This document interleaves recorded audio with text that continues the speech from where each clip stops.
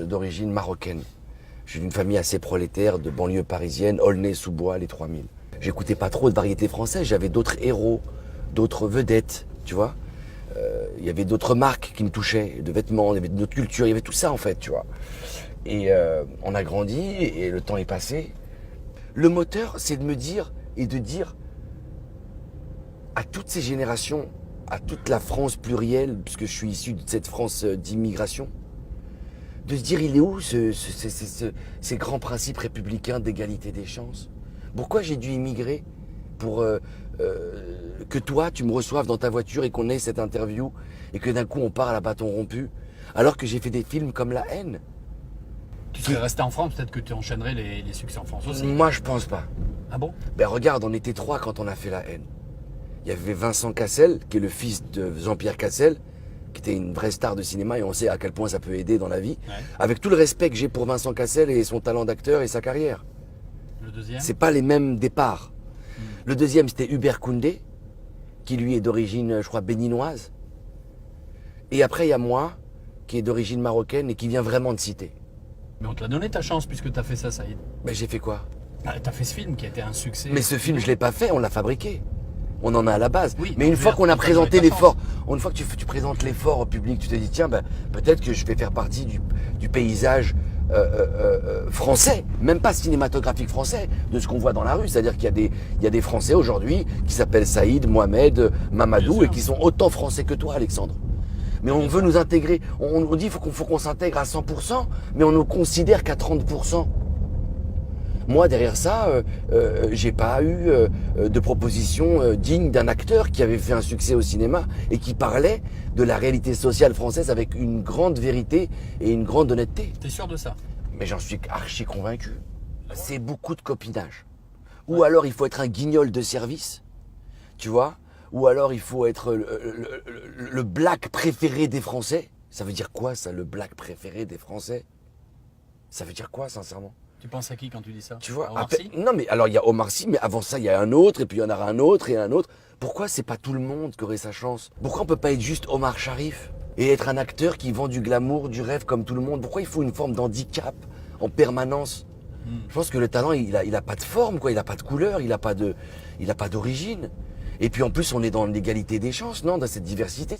Il est temps de poser tout sur la table et d'arrêter cette hypocrisie. Même dans le football, qui est un sport de qualité, de compétence. Il y avait à un moment donné avec Laurent Blanc, il y avait une histoire de quotas, de machin, de trucs. Moi ce qui m'attriste le plus, c'est que c'est les petites, c'est dommage. Parce que en fait, les gens, ils ont compris que maintenant, tu vois, il y a des avions, il y a le net, regarde ce que j'ai été capable de faire moi à mon petit niveau.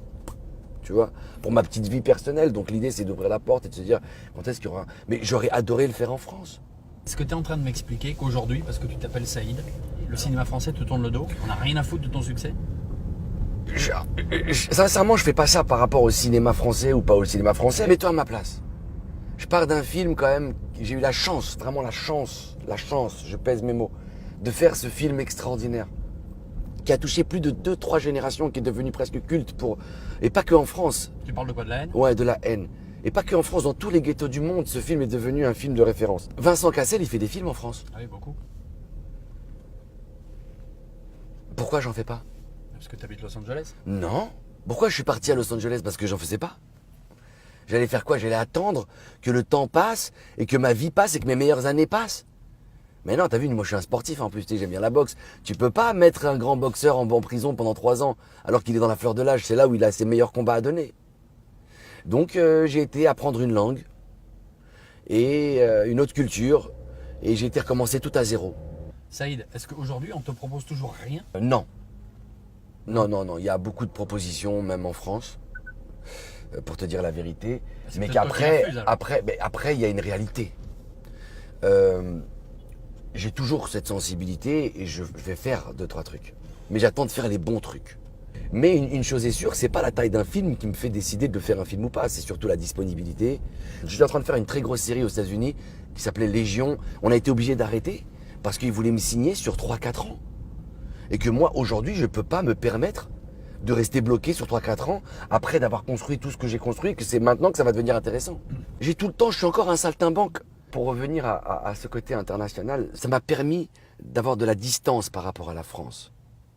Et c'est vrai que dès que tu commences à voyager, tu vas juste en Angleterre, tu passes la frontière, la personne qui t'arrête et qui te demande ton passeport et qui t'a armé et qui est mandatée par l'État, elle a un petit foulard sur la tête.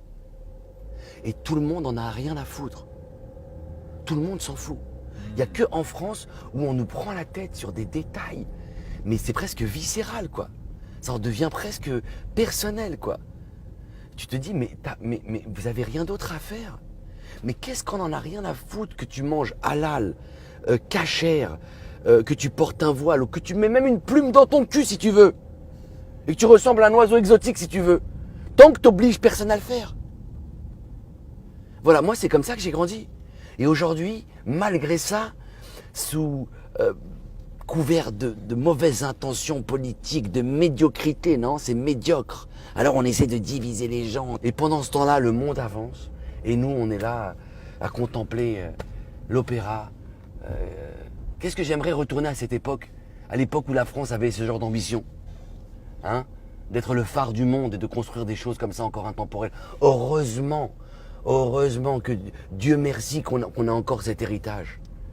Cet héritage culturel, architectural, littéraire. Je ressens que tu lui en veux à la France. Attention. Et en même temps, il faut savoir qu'il n'y a plus de Victor Hugo en France depuis longtemps.